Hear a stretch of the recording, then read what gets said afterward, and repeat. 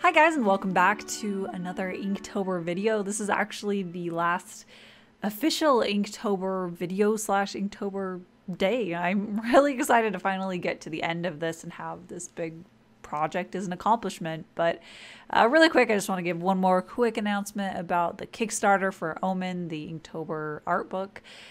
We have officially made 3 stretch goals, so if you want to get those for free, as long as you pledge for any of the tiers actually, then make sure to check that out. I'll have a link right down in the description. It does end this Sunday, so stay tuned for that. But that's about it for that little update. Let's go ahead and talk a little bit about this piece and a bit more about Inktober overall. So I actually had a lot of fun with the composition of this piece. There's not a lot going on, but there is a little trick that I put in there, or trick isn't quite the right word, but for all of my Inktobers, I've had a little guideline up on my Photoshop file while I'm sketching, and it just marks out where the rule of thirds are. And if you don't know what that is, that's basically if you were to divide vertically the piece into 3 parts as well as horizontally into 3 parts, and then where those lines intersect, that is where it is really pleasant to have the focal point at. It feels really natural when you're looking at a piece for things to fall into those third points. And for this one, right around between where the character with a disconnected head, that negative space in between the head and the body, that's where the rule of thirds ended up falling when I was sketching it.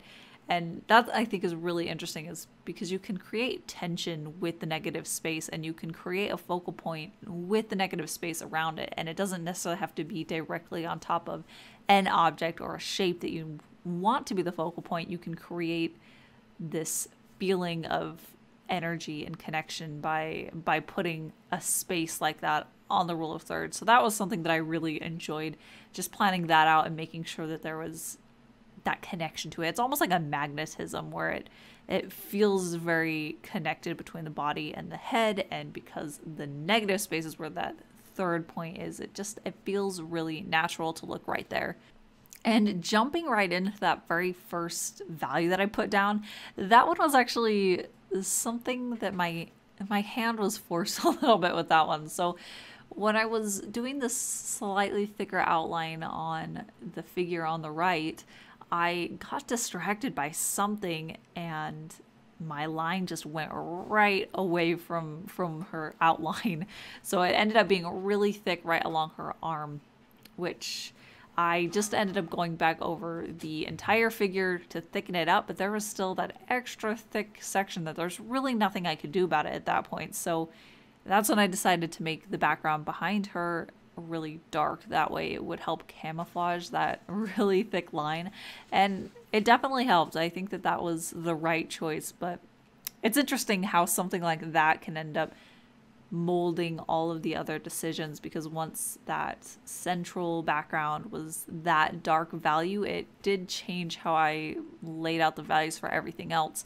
Eventually, when I work on the man on the left side, I end up choosing a light color for his jacket, for his coat, and that way he can stand out quite a bit, which was probably opposite of what I would normally have thought of initially if I didn't have that restraint. But I actually like that. I enjoyed that I could break out of the dark clothes rut that I kind of got into lately. I do actually eventually end up going back over his hair with a really dark ink wash, as well as the straight black from the bottle.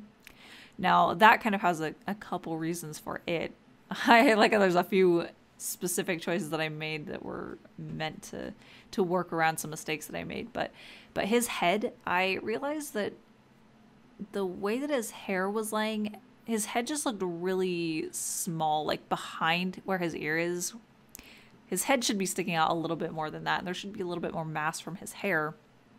And kind of didn't get in there in the line work, so I chose to give him really dark black hair, basically. And by going in with that ink straight out of the bottle and the darker ink wash, it allowed me to do something so that it looked a little bit more like that black was in the shadow and there were some highlights from that ink wash. But I liked that a lot better than just going straight in with the black to fill in his hair completely, which is something that I usually end up doing.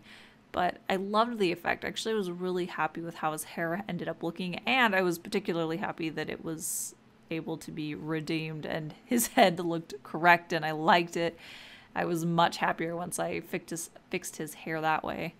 But then I ended up deciding to give the character without the head, or with her disconnected head, I should say, I gave her very light hair so that she would have a lot of contrast from the background, and then a dark dress, because once it got down to that area of the painting, a darker value would help it stand out from the curtains around her. But I also tried to make sure that I was being a little bit more selective with the lightest and the darkest values that I had in this piece. So I gave the darkest value to his hair and the lightest value to her hair, and then as other things in the piece needed to be lighter or darker, I made sure that they weren't as light or as dark as those objects. That way it still kept the two faces as the main focus and the main contrast. So immediately you would end up looking there rather than being distracted to look elsewhere where there might have accidentally been more contrast. So you'll notice that her dress is dark, but it's not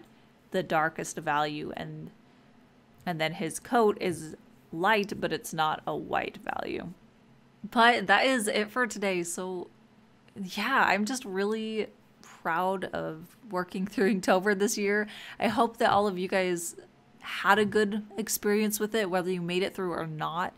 I would love to hear about it. I would love to hear how far you made it, if you finished it, what themes or prompts you were most excited about.